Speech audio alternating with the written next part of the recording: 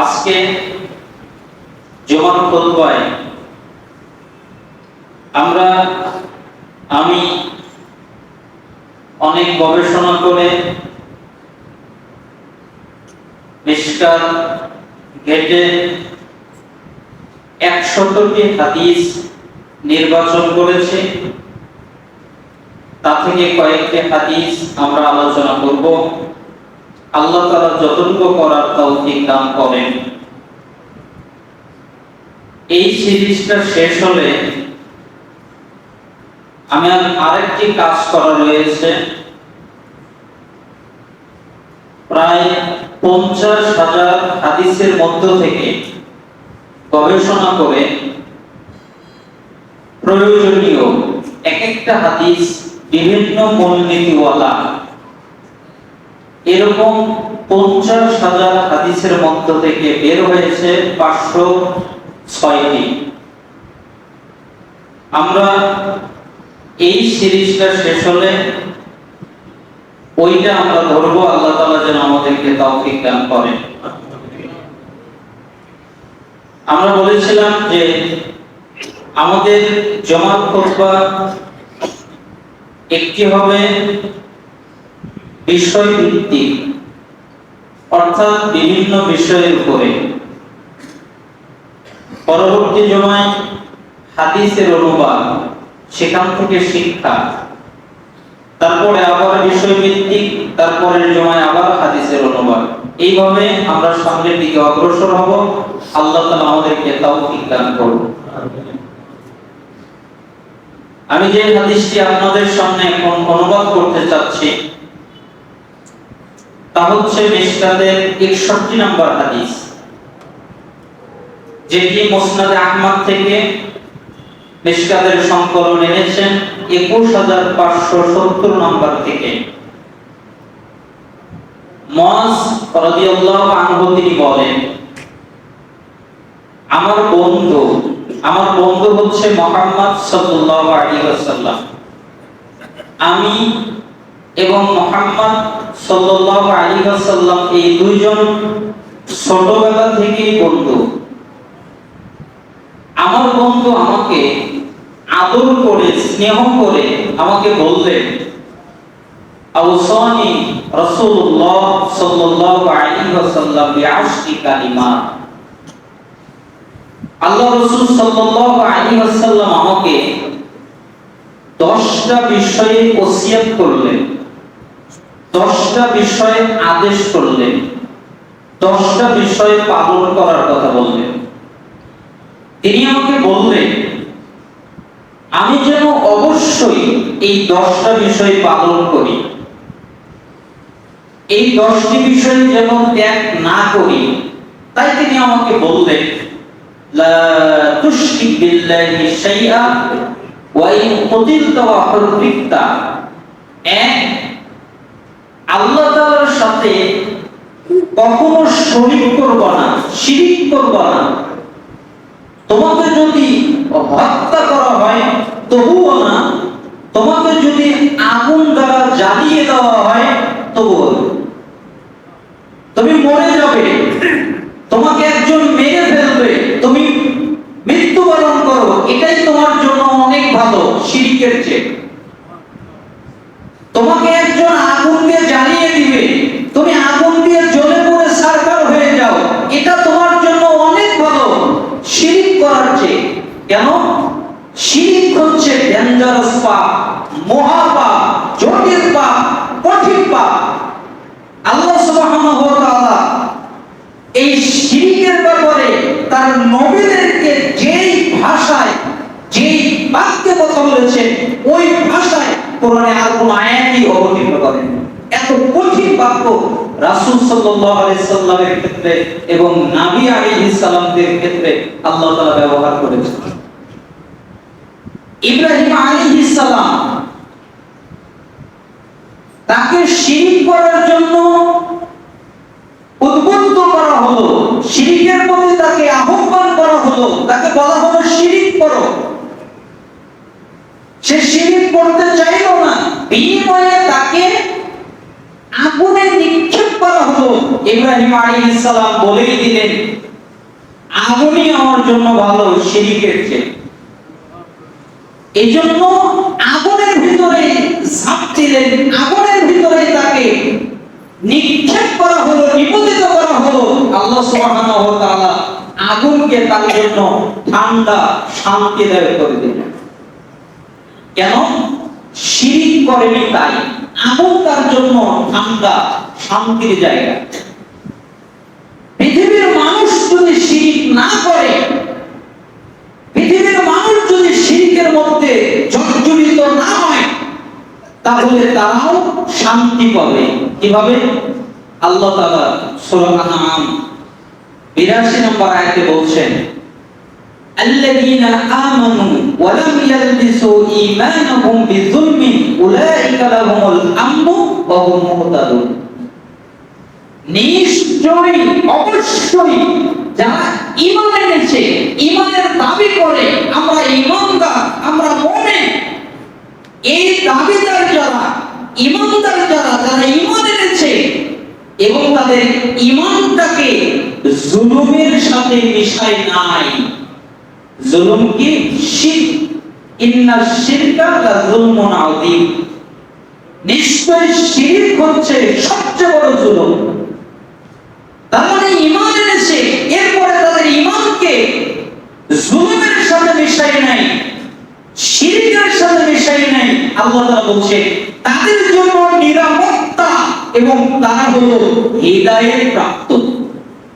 বলে দাও, আমি আল্লাহ তাদেরকে নিরাপত্তা দান করেছি। কোন দিক থেকে নিরাপত্তা? দুনিয়ায় তারা নিরাপত্তা।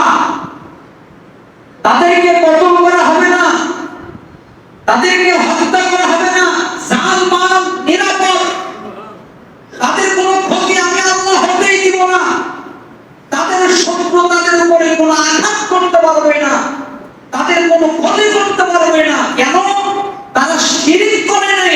তাই আমি দুনিয়ায় তাদেরকে যত প্রকারের নিরাপত্তা লাগে আমি আল্লাহ তাদেরকে নিরাপত্তা দান করব। শুধু তাই নয়, মরার পরে জাহান্নাম থেকে আমি তাকে নিরাপত্তা দান করে জান্নাত দিয়ে দিব।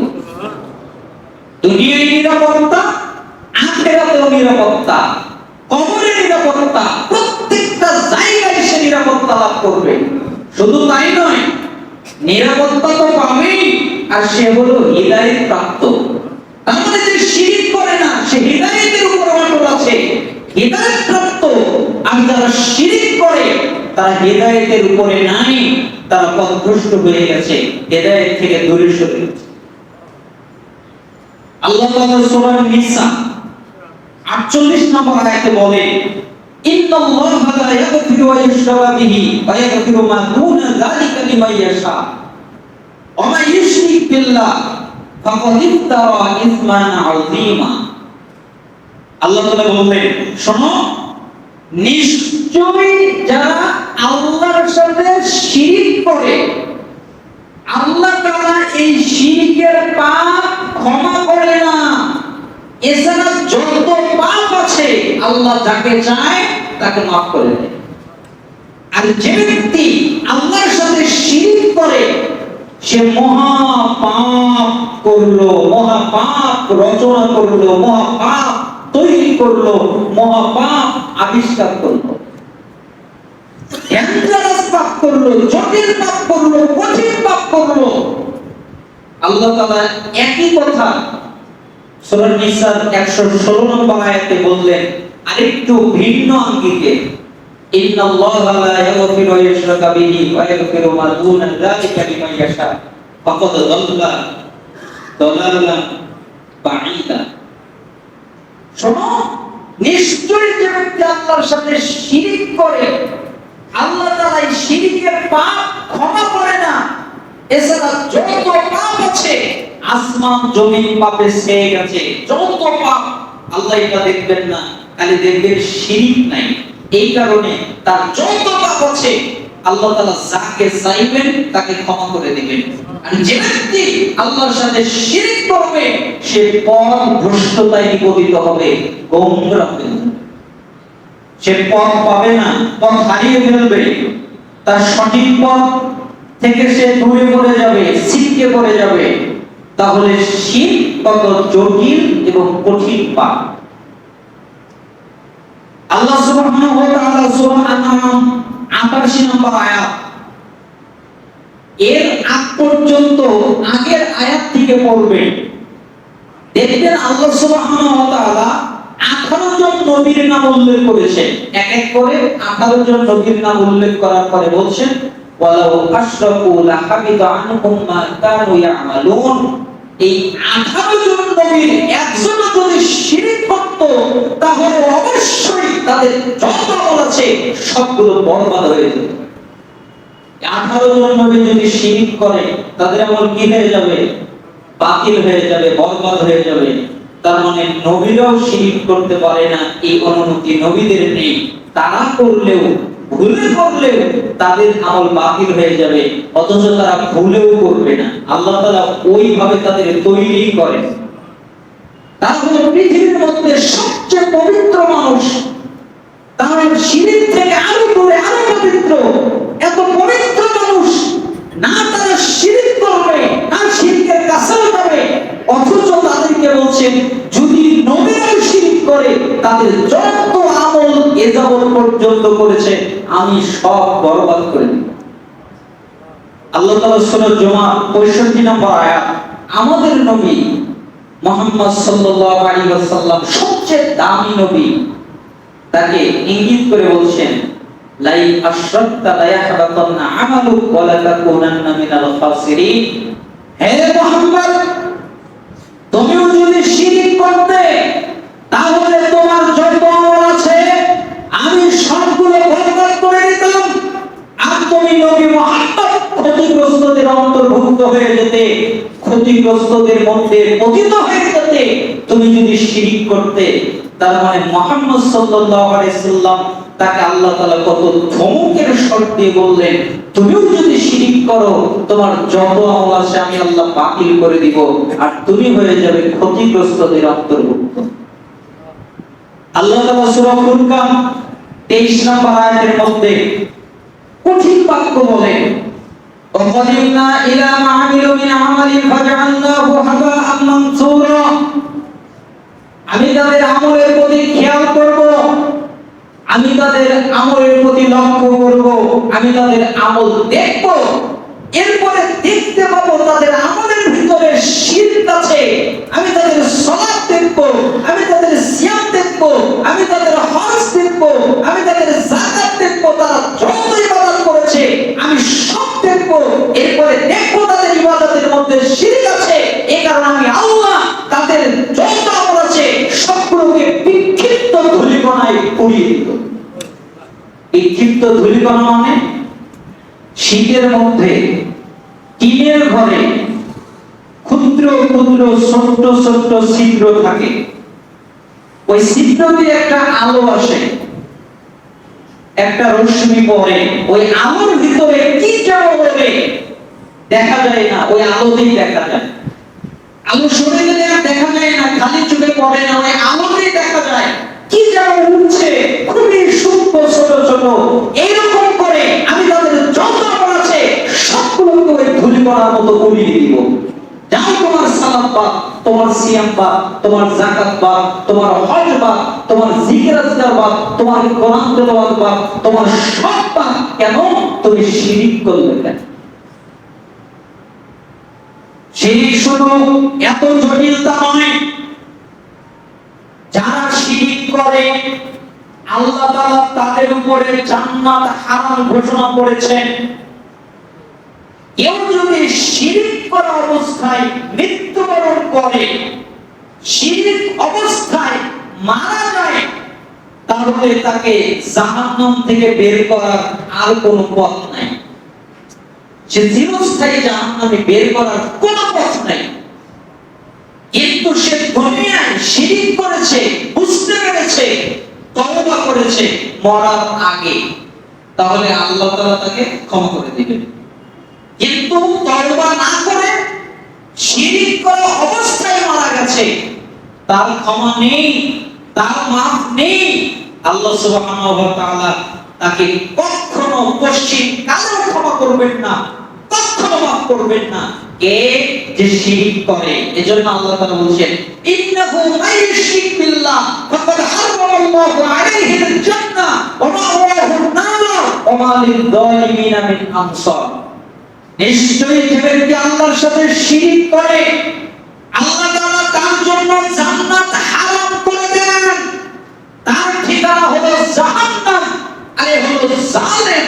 এই জালেমের কোনো সাহায্যকারী নেই, কোনো সহযোগিতা নেই, না কোনো সহযোগিতা পাবে, না কোনো সাহায্যকারী পাবে কে যে আল্লাহর সাথে শিরক করে আল্লাহ তার জন্য জান্নাত চিরতরে হারাম ঘোষণা করে। আল্লাহ তাআলা তাকে কখনোই জান্নাত দিবেন না। আবার দেখেন লোকটা মারা গেছে, ধরেন আমার বাপ, আমার ভাই, আমার মা, আমার বোন বুঝতে পারে নাই, শিরক করে ফেলেছে, কত শিরক করেছে, মারা গেছে। আমি আমার মায়ের জন্য একটু দোয়া করব, আমার বাপের জন্য একটু দোয়া করব, আমার বোনের জন্য একটু দোয়া করব, আমার দাদার জন্য একটু দোয়া করব। আল্লাহ তাআলা না করে দিলেন, দোয়া করার অনুমতিও তোমাদের নেই। মাকানা লিন-নবী ওয়াল্লাযীনা আমানু ওয়া ইস্তাগফিরু লিল-মুশরিকিন, সূরা তাওবার 113 নম্বর আয়াত। নবী যারা তাদের জন্য জায়েজ নয়, আর যারা ঈমানদার তাদের জন্য জায়েজ নয়, যারা মুশরিক তাদের জন্য ক্ষমা প্রার্থনা করবে যদি তারা নিকট আত্মীয় হয়, জানার পরে যে এরা জাহান্নামের অধিবাসী। বাপ দোয়া চলবে না, মা দোয়া চলবে না, ভাই দোয়া চলবে না, বোন দোয়া চলবে না, সন্তান দোয়া চলবে না। যদি আমি জানতে পারি শিরক করা অবস্থায় মারা গেছে, তাহলে তার জন্য দোয়া করা হারাম। আল্লাহ তাআলা দোয়া করতে নিষেধ করেছেন, তার জন্য দোয়া করার অনুমতি নাই। তাহলে শিরক কত জটিল পাপ। শিরকের অনেকগুলো প্রকার হয়, আপনারা তো অনেক জানেন। তাবিজ শিরক, মাদুলি শিরক, আল্লাহ ছাড়া অন্যের নামে কসম খাওয়ার শিরক, নীরবতা সেটাও নির্বাণ, সেটা চিরন্তন, আরো কত কিছু আছে। সেগুলি এগুলো শিরক জানেন, কিন্তু জটিল চারটা শিরক আহলুল হাদিসের মধ্যেও করে। আর এই শিরকগুলো এত ডেঞ্জারাস, এত মারাত্মক, এত জটিল, কেউ যদি চারটা শিরকের একটা করে সঙ্গে সঙ্গে ইসলাম থেকে বের হয়ে যাবে। ইসলামে তার কোনো জায়গা নেই। একটা হচ্ছে ভালোবাসায় শিরক, আরেকটা হচ্ছে ভরসায় শিরক, আরেকটা হচ্ছে আনুগত্যে শিরক, আরেকটা হচ্ছে ভয়ের শিরক। এইগুলো চারটার একটা যদি আল্লাহর চেয়ে বেশি হয়ে যায় কারো প্রতি, তাহলে ঈমান শেষ।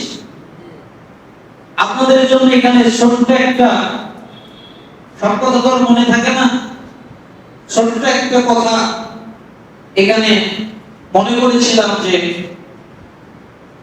ভয় ভীতিতে শিরক এটা কেমন। আল্লাহ ব্যতীত যেমন মূর্তি বা তাগুত কিংবা মৃত অনুপস্থিত অলিদের কিংবা জিন বা মানুষ তাদের অনিষ্ট করাতে পারে, এই ভয়। এই এর সাথে বেশি কথা বলো না, এই ফু দিয়ে তোমাকে উড়িয়ে দিবে। এই মাঝারে এসে এরকম কিছু করো না। ভয়, ভাই আপনি কেন এই মাঝারে টাকা দান করলেন? আরে ভাই আমি মাঝারের পাশ দিয়ে যাচ্ছি, বাবা যদি রাগ করে আর টাকা যদি না দেয়, আমার গাড়িটা যদি উল্টে যায়, তাই টাকা দিয়েছে। ভাই আপনি কেন বাজার মাছের কাছে গিয়ে এটা করলেন সেটা করলেন? আপনি কেন মাঝারে গিয়ে এটা করলেন সেটা করলেন? ভয়, এই ভয়, ভয়ের শিরক। কেউ যদি আল্লাহর চেয়ে সৃষ্টির কোনো কিছুকে বেশি ভয় করে, তাহলে ভয়ের শিরক। দলিল আলী ইমরান 175 নম্বর আয়াত, ফালা তাখাফুহুম ওয়া খাফুনি ইন কুনতুম মুমিনিন। সুতরাং তাদের ভয় করো না যদি তোমরা তাদেরকে ভয় করার দরকার নাই। তারা কি করতে পারবে না করতে পারবে এটা তোমার চিন্তা করার দরকার নেই। তুমি আমাকে ভয় করো, আমি আল্লাহকে ভয় করো, আমি ছাড়া আর কাউকে ভয় করো না। তাহলে এটা হলো ভয়ের শিরিক, শিরিকে আকবার, ইসলাম থেকে বের করা শিরিক। আরেকটা শিরিক হলো ভরসার শিরিক। ভরসার শিরিক কি? প্রতিটি বিষয়ে প্রতিটি অবস্থায় একমাত্র আল্লাহর উপরে ভরসা করা একটা বিরাট ইবাদত। কিন্তু ভরসা একমাত্র আল্লাহর উপর করা ওয়াজিব। এরপরেও যে ব্যক্তি গায়রুল্লাহ এর উপরে এমন ব্যাপারে ভরসা করে যা তার ক্ষমতার বাইরে, গায়রুল্লাহকে ভরসা করছে যা তার ক্ষমতার বাইরে। আমি একজনকে বললাম 10,000 টাকা দাও, আচ্ছা দিব না, আমি তার উপরে ভরসা করলাম যে দিব না আমাকে, এইটা না। যেটা মানুষের পড়ার মধ্যে নেই, মানুষের সাথে নেই, মানুষ করতে পারে না, এরকম ভরসা যদি করে, যেমন ক্ষতিকর জিনিস দূর করার জন্য, কল্যাণ রিজিক লাভের জন্য, মৃত অবস্থিত ইত্যাদির উপরে ভরসা করা, এই ধরনের কাজ যে করবে সে বড় শিরিক করলো। দলিল মায়েদা 23 নম্বর আয়াত, ওয়ালাল্লাহি ফাতাওয়াক্কালু ইন কুনতুম মুমিনিন। আর তোমরা একমাত্র আল্লাহর উপরেই ভরসা করো যদি তোমরা মুমিন হও। আল্লাহ তাআলা প্রত্যেকটা আয়াতেই খালি স্মরণ করে দিয়েছেন যদি তোমরা মুমিন হও। তাহলে আল্লাহকে ভয় করো যদি তোমরা মুমিন হও, তাহলে আল্লাহর উপরে ভরসা করো। তাহলে তাবিজের উপরে ভরসা করা যাবে? এই তাবিজ আমাকে সন্তান দিতে পারে, এই গাছ আমাকে সন্তান দিতে পারে, এই ঔষধ ভিন্ন কথা, রোগ ভিন্ন কথা। কিন্তু গায়রুল্লাহর ক্ষেত্রে কেউ যদি ভরসার ক্ষেত্রে যেটা মানুষের সাধ্যের বিপরীত, মানুষ করতে পারে না, এমন ক্ষেত্রে যদি কেউ ভরসা করে তাহলে ভরসাই শিরক হয়ে যাবে। আরেকটা হচ্ছে মহাব্বা, ভালোবাসাই শিরক। আল্লাহর ভালোবাসা যা পূর্ণ বিনয়তা, পূর্ণ আনুগত্যকে বাধ্য করে। এই ভালোবাসা একমাত্র আল্লাহর জন্য নির্দিষ্ট, এর মধ্যে অন্য কাউকে শরীক করা হারাম। অতএব যে ব্যক্তি আল্লাহর মতো আর কাউকে ভালোবাসলো, আল্লাহর মতো আর কাউকে ভক্তি করলো, সে আল্লাহর সঙ্গে ভালোবাসা এবং সম্মানের ক্ষেত্রে শিরক করলো। এখন দেখেন না, মাজারওয়ালাকে সম্মান দিতে দিতে আল্লাহর কাছে চায় না, কয় কি, কয় আল্লাহর কাছে কত চাইলাম, আল্লাহ তো দিল না, মাজারে গিয়ে চাই না আমার সন্তান হলো। তাহলে তার আকীদাটা কি? তাহলে এটা কিসের শিরক? মুহাব্বত, ভালোবাসার শিরক। এটাও তাকে ইসলাম থেকে বের করে দেয়। এটা বাকারা 165 নম্বর আয়াত। 4 নম্বর হচ্ছে আনুগত্যের শিরক। আনুগত্য কেমন?